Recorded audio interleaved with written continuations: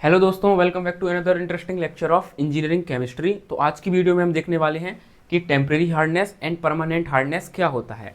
तो इससे पहले के लेक्चर में हम देख चुके हैं कि वाटर में हार्डनेस क्या होता है। तो soap consuming capacity of water is called hardness. तो वाटर में जो कुछ कैल्शियम या मैग्नीशियम के सॉल्ट प्रेजेंट होते हैं उसकी वजह से वाटर में हार्डनेस आती है। तो हार्डनेस के भी दो टाइप होते हैं, एक होता है टेम्परेरी हार्डनेस एंड एक होता है परमानेंट हार्डनेस। तो इस वीडियो में हम देखने वाले हैं टेम्परेरी एंड परमानेंट हार्डनेस क्या होता है। ये टॉपिक इंपॉर्टेंट क्यों है? क्योंकि एग्जाम में डायरेक्ट 2 या 5 मार्क्स में ही पूछ लिया जाता है कि what is hardness of water and describe temporary and permanent hardness. तो चलिए देखते हैं कि टेम्परेरी हार्डनेस क्या होता है।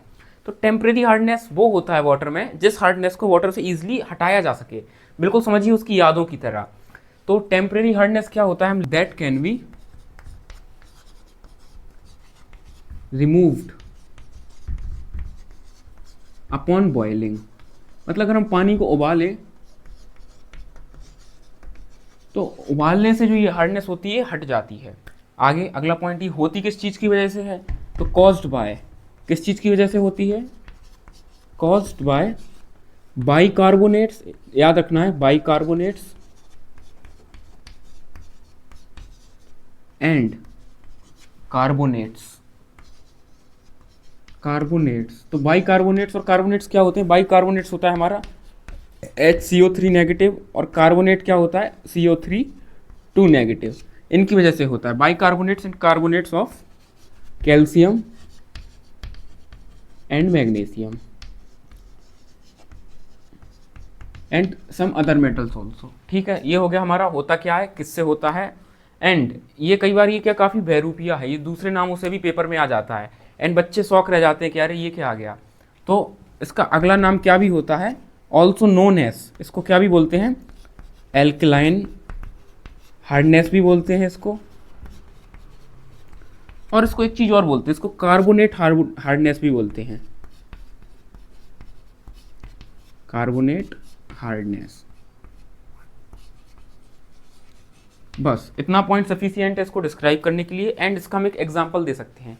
तो मैं पहले बता चुका हूँ, जैसे ही उसको बॉईल करेंगे तो वो बिल्कुल उसकी यादों की तरह हट जाएगा।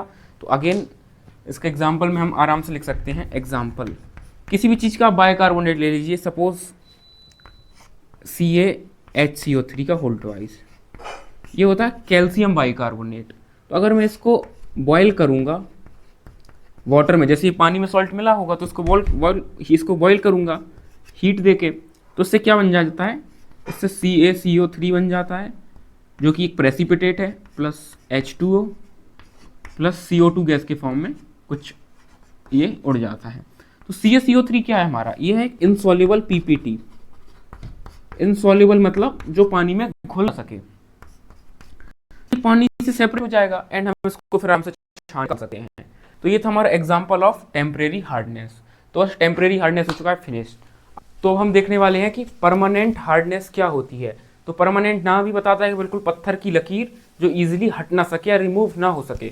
तो परमानेंट हार्डनेस वो होती है जिसको भी हम किसी फिजिकल प्रोसेस जैसे कि बॉइलिंग वगैरह से रिमूव नहीं कर सकते हैं। हालांकि इसको कुछ केमिकल प्रोसेस होती हैं जैसे lime soda process, zeolite process, आगे देखेंगे, उनके थ्रू रिमूव किया जा सकता है। तो इसकी जो मेन डेफिनेशन है वो ये क्या है कि this can not be removed upon boiling. ये बॉयल करके रिमूव नहीं की जा सकती। एंड ये होती किसकी वजह से है? तो हमारी टेम्परेरी हार्डनेस होती थी कार्बोनेट्स एंड बाइकार्बोनेट्स की वजह से। तो एंड जो परमानेंट हार्डनेस है वो होती है क्लोराइड्स एंड सल्फेट्स की वजह से। तो मैं क्या कह सकता हूं? Caused by chlorides and sulphates.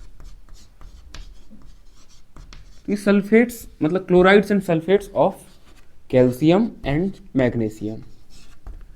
तो इसका एग्जांपल क्या हो सकता है? क्लोराइड और सल्फेट्स जैसे इसके अगर एग्जांपल लिखना चाहें तो इसका एग्जांपल हो सकता है CaCl2 एंड इसका एग्जांपल हो सकता है MgCl2। ये हो गए क्लोराइड्स। ऐसे ही MgSO4 मैग्नीशियम सल्फेट या फिर कैल्शियम सल्फेट। तो इसके वही सल्फेट्स एंड जो क्लोराइड्स हैं ये इसके एग्जाम्पल हैं। एंड एक चीज़ और याद रखनी है, ये भी काफ़ी बहरूपिया होता है एंड नाम बदल के आता है, ये कई बार एल्कलाइन एंड नॉन एल्कलाइन नाम से आता है टेम्परेरी या परमानेंट की जगह। तो इसको ऑल्सो नोन एज, एक पॉइंट और लिख लीजिए, this is also known as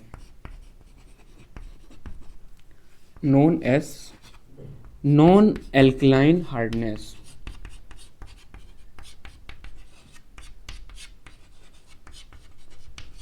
तो अगर पेपर में नॉन एल्कलाइन हार्डनेस एंड जो टेम्परेरी है वो एल्कलाइन हार्डनेस के नाम से आ जाए तो एकदम देख के बेहोश नहीं हो जाना है, टेम्परेरी एंड परमानेंट हार्डनेस ही है। या एक चीज़ और भी इसको बोलते हैं, तो एक नाम तो ये हो गया, दूसरा नाम इसका होता है नॉन कार्बोनेट हार्डनेस।